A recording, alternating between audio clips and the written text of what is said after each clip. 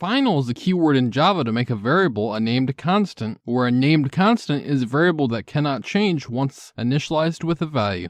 Say you're trying to grow a YouTube channel, so you're making a goal tracking program.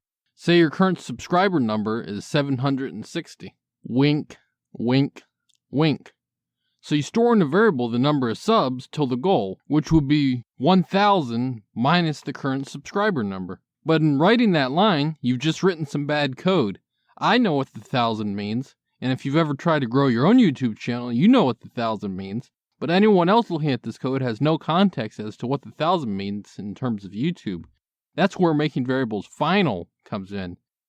Now you can introduce a final in monetization level variable that equals 1000. Now the code is well documented as to what the 1000 means, and as a bonus, if you had to change that number for any reason, you only have to change it in the one location this final variable is at, not every occurrence of the number.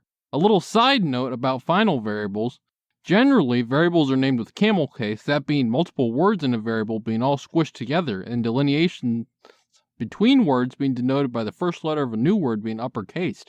For final variables, that convention becomes snake case mixed with all caps. That meaning different words are separated by an underscore, and all letters are capitalized. If you found this video helpful, please consider liking it to support the channel. If you're trying to learn to code, hit that subscribe button. And if you want to learn some more Java, you can click into the playlist on screen now or in the link in the description. Ciao.